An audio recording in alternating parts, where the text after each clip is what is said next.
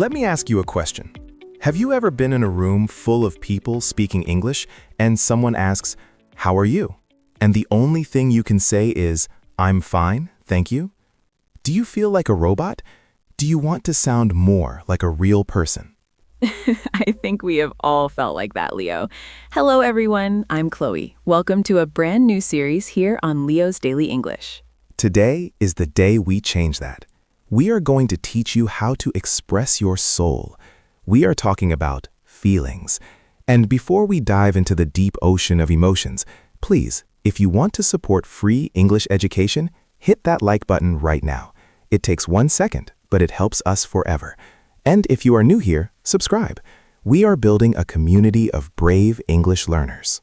That's right. Today's episode is special. We aren't just giving you a list of words. We are going to show you how to connect with people. Leo, why do you think feelings are the most important thing for an A1 learner to study? Because English is not just about grammar books, Chloe. It's about life. Imagine you are at work. You are very, very tired. If you don't know the word tired, your boss might think you are lazy or bored. That is a great point. If you can say, "I'm sorry, I'm just a bit tired today," your boss understands. It changes the relationship. It's like a bridge. Without the words for feelings, you are on an island alone. Exactly. Feelings are the color of your language. Without them, your English is just black and white. Today, we want to give you the red for love, the blue for sadness, and the yellow for happiness. So in this series, we will go slowly. We will repeat words. We will give you many examples. By the end, you will be an expert in emotional English. Are you ready, Chloe? I am more than ready. I am excited. Are you excited? Say it out loud right now. I am excited. Good. Now, keep listening. In the next part, we are going to start with the big 4 feelings that everyone needs to know. But there is one word that students always use wrong. Do you know which one it is? We will tell you in next part. Chloe just mentioned there is one word students often use incorrectly. We will get to that, but first, let's build our foundation. We call these the Big Four. These are the words you will use every single day. Let's start with the most famous one, happy. Let's spell it together. H-A-P-P-Y. Happy. I am happy. Chloe, give us a sentence with happy. I am happy because the sun is shining today. It's simple, right? But listen to the size of the word. You can be happy or you can be very happy. Right. Now, let's look at the opposite. Sad. S-A-D. It's a short word, but it's a big emotion.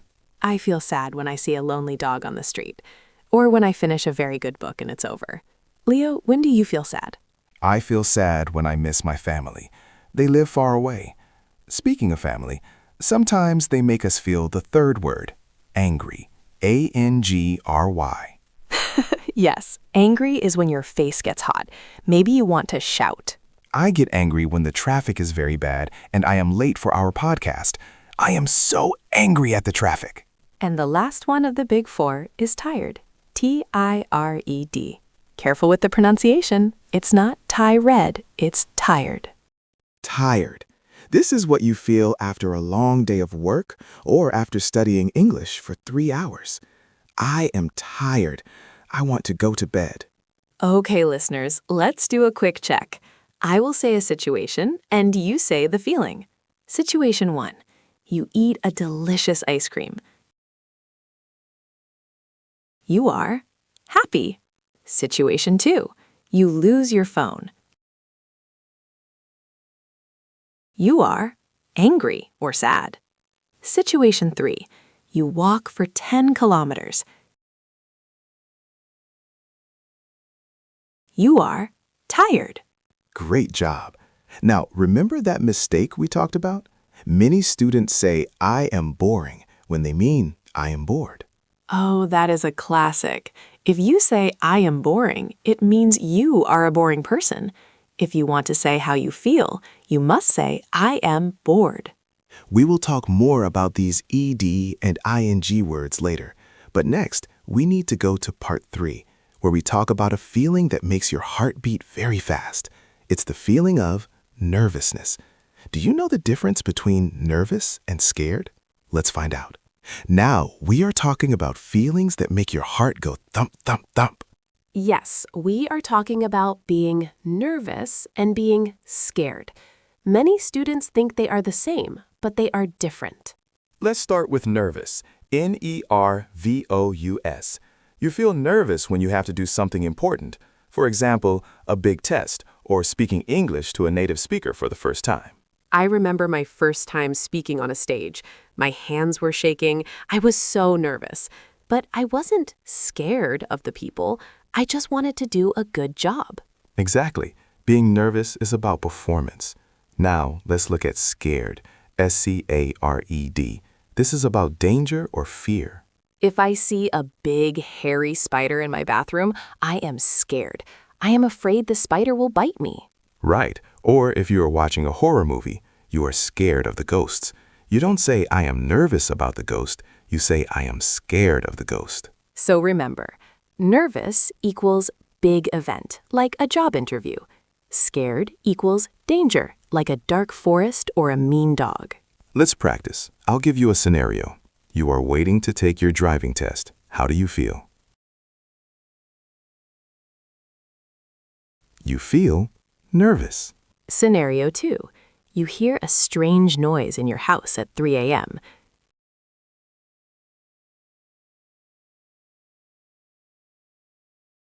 You feel scared. Very good. Now, sometimes these feelings get very strong. In Part 4, we are going to learn how to change the volume of your feelings. We will learn how to go from a little bit to extremely. And we have a special grammar tip coming up about the words feel and am. Don't miss it. This is part 4 of our series on feelings. In the last part, we talked about being nervous and scared. But today, we want to talk about volume. Volume? You mean like a radio? 1, 2, 3, 10? Exactly, Chloe. Feelings are not just on or off. They have levels. For example, if I am hungry, I can be a little bit hungry, or I can be extremely hungry. That is so important for English learners.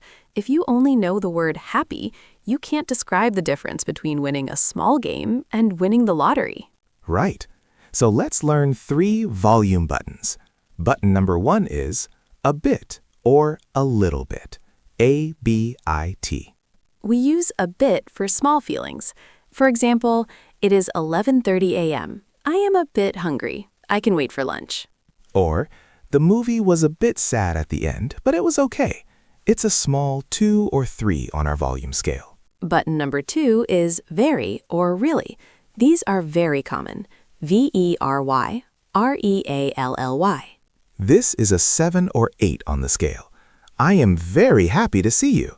Or, the test was really difficult. I am really tired now. And button number 3 is for the big moments, extremely or completely. E-X-T-R-E-M-L-Y, C-O-M-P-L-E-T-E-L-Y.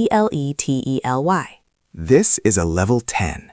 For example, when I finished my university, I was extremely proud. Or if you lose your phone, your keys, and your money in one day, you might feel completely overwhelmed. Overwhelmed is a great word. We will talk about that in a later part. But first, Chloe, let's practice the volume buttons with our listeners. Listeners, I will say a feeling, and Chloe will change the volume. Feeling, tired. Level, small. I am a bit tired. Level, big. I am really tired. Level, maximum. I am extremely tired. I need to sleep for 20 hours. Perfect. Now, Chloe, there is a small grammar point here. Can we use a bit with happy? That's a tricky one. Usually we use a bit for negative feelings, like a bit sad or a bit angry. For happy, we usually say a little bit happy or just happy. But in daily English, people are not always strict about this rule. Good tip. The most important thing is to use these words to make your sentences colorful. Instead of just saying, I am sad, say, I am a bit sad. It sounds much more natural. I agree. Now, coming up in part 5, we are going to look at some big words for big feelings. We will learn words like frustrated, overwhelmed, and anxious. These are the words that make you sound like an intermediate speaker. In the first 4 parts, we learned the Big Four and how to change the volume. Now it's time to level up. We are going to learn 3 big words that will make you sound very professional and natural. I love these words. They are very common in daily life and at work. The first word is frustrated. Let's spell it slowly. F-R-U-S-T-R-A-T-E-D. Frustrated. Chloe, how do we explain frustrated to our A1 listeners? Imagine you are trying to learn a new English grammar rule. You read it 1 time, 2 times, 10 times, but you still don't understand. You feel frustrated. It's like being a little bit angry because something is difficult and you cannot do it. That's a perfect example. I feel frustrated when I try to fix my computer and it still doesn't work. I am so frustrated with this machine. Word number 2 is overwhelmed. O-V-E-R-W-H-E-L-M-E-D. This is a long word. It is.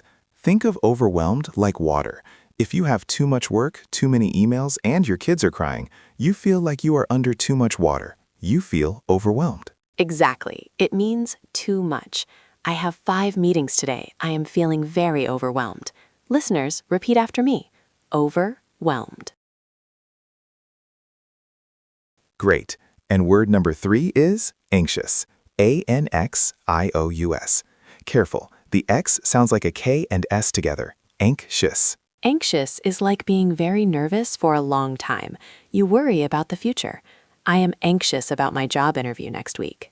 Or, I feel anxious when I have to fly on a plane. It's that butterfly feeling in your stomach. Let's review these 3. Frustrated. Something is difficult and not working. Overwhelmed. You have too much to do. Anxious. You are worrying about something in the future. Now, let's do a real-life challenge. I will say a situation, and you choose the word. Situation. You are in a new city. You have a map, but you are lost. You have been walking for 1 hour, and you can't find your hotel. How do you feel? You feel frustrated. Situation 2.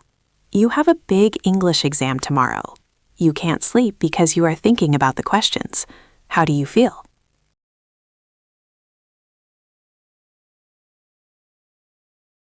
You feel anxious. Fantastic. You are learning fast. In part 6, we will switch to some good feelings. We will learn about being proud, confident, and a very special one called relieved. We have talked about some difficult feelings, but life is also full of wonderful, positive emotions. And as an English learner, it's important to celebrate your success. Our first word today is proud. P-R-O-U-D. Proud. You feel proud when you do something good, or when someone you love does something great. For example, I am proud of you for listening to this podcast to improve your English. Yes. Or my daughter won a race at school. I am so proud of her. It's a warm feeling in your heart. Next is confident. C-O-N-F-I-D-E-N-T. Confident means you believe in yourself. You feel strong. For example, after practicing for a week, I feel confident about my presentation. I love that feeling. It's the opposite of nervous. When you are nervous, you say, I can't do it. When you are confident, you say, I can do it. Now, here is a very useful word, relieved. R-E-L-I-E-V-E-D. This is the feeling when something bad stops or doesn't happen. Imagine you lost your wallet. You look everywhere. Then you find it in your jacket. Phew! Exactly. That phew sound is the sound of being relieved. I thought I failed the test, but I passed. I am so relieved. Let's repeat these words together. Listeners, say them with Leo and Chloe. Proud, confident, relieved. Excellent. Leo, I have a question. Can we use proud for ourselves? Yes, absolutely. It's good to say, I am proud of myself. It's not being arrogant. It's about recognizing your hard work. I agree. I am proud of myself for learning how to cook a new dish yesterday. Was it delicious? Yes, it was. Now, listeners, keep this positive energy. In part 7, we are going to learn some idioms. These are funny phrases that native speakers use to talk about feelings. Like on cloud 9. We will explain what that means and more in the next part. This is part 7. Now we are going to have some fun. We are learning idioms. Idioms are groups of words that have a special meaning. If you look at the words one by one, they don't make sense. But if you know the secret meaning, you sound like a native speaker. Our first idiom is on cloud 9. Cloud 9? Is there a cloud 1, 2, and 3? No, just cloud 9. It means you are extremely happy. Imagine you are floating in the sky because you are so joyful. I just got a promotion at work. I am on cloud 9. It sounds much more exciting than just saying I am happy, right? Much more exciting. Idiom number 2, under the weather. This one is very common. It means you feel a little bit sick. Not dying sick, just a cold or a headache or a bit tired. I'm sorry, Leo. I can't come to dinner tonight. I'm feeling a bit under the weather. Listeners, remember, don't say I am under the rain. Say I am under the weather. Idiom number 3, walking on eggshells. EGGSHELLS. Think about an egg. The shell is very thin. If you walk on it, it breaks. So walking on eggshells means you are being very careful because someone is easily angry. My boss is in a bad mood today. Everyone in the office is walking on eggshells. We don't want to make him angry. And our last idiom for today, broke my heart. This is for very sad moments. When I had to say goodbye to my best friend at the airport, it broke my heart. It means deep sadness or disappointment. Let's recap. On cloud 9, super happy. Under the weather, a bit sick. Walking on eggshells, being very careful. Broke my heart, very sad. Try using one of these today. In part 8, we will learn how to ask other people about their feelings. It's not just how are you? There are better ways to ask. We have learned how to talk about our feelings. But English is a conversation. We need to ask about other people's feelings too. This is called empathy. EMPATHY.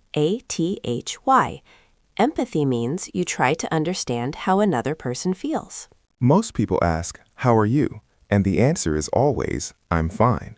But if your friend looks sad, what can you say? You can say, "Are you okay?" Or, "Is everything all right?" Those are good.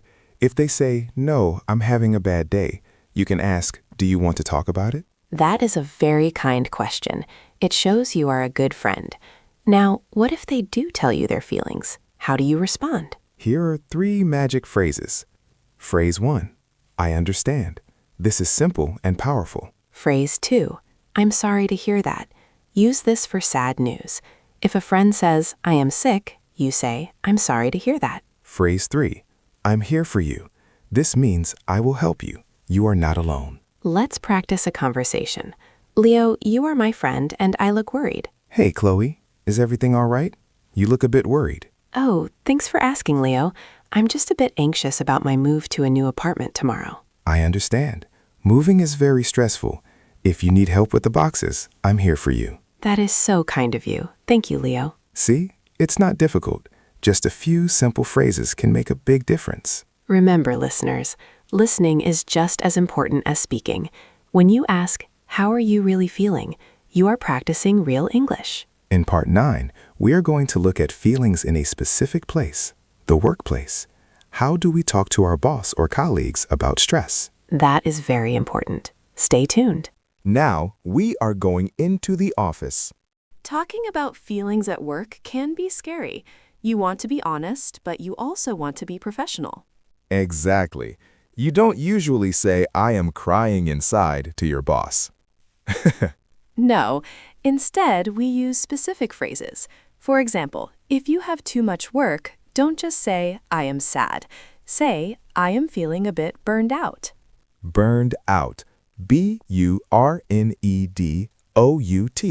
This means you are extremely tired because you worked too much for a long time.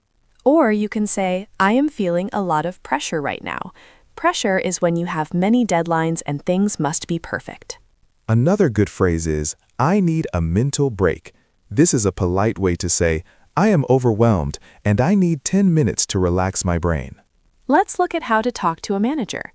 If your manager gives you a new project but you are already busy, you can say, I am a bit overwhelmed with my current tasks. Can we talk about the priority? That is very professional. You are using a feeling word, overwhelmed, to explain a work problem. What about positive feelings at work? Oh, definitely.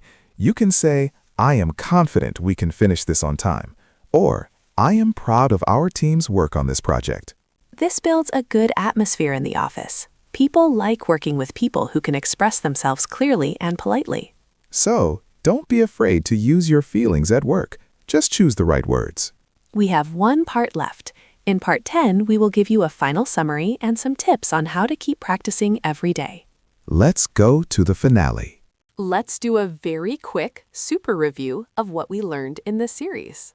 We learned the big four: happy, sad, angry, tired. We learned volume, a bit, very, extremely. We learned advanced words: frustrated, overwhelmed, anxious. We learned positive words: proud, confident, relieved. We learned idioms: on cloud nine, under the weather, walking on eggshells. And we learned how to listen with empathy. Wow, that is a lot of English. But how do you remember all of it? I have 2 tips. Tip 1, keep a feelings journal. Every night, write one sentence in English.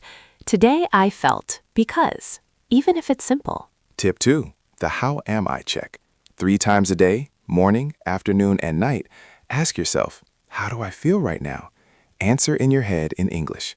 Right now, I feel a bit hungry and very excited for dinner. Those are great tips. Practice makes perfect. Now, it's your turn. We want to hear from you. Look at the comments section below. Please write your sentence for today. Chloe and I will be there to read them and reply. And one last reminder, if this series helped you, please click the like button and share these videos with your friends. Your support allows us to keep making free lessons for everyone. Don't forget to subscribe to Leo's Daily English. We have new videos every day to help you on your journey. Thank you so much for joining us. I feel on cloud 9 because of all your support. Me too. Be patient with yourself. Keep practicing, and remember, we are here for you. Goodbye, everyone. See you in the next video. Bye-bye.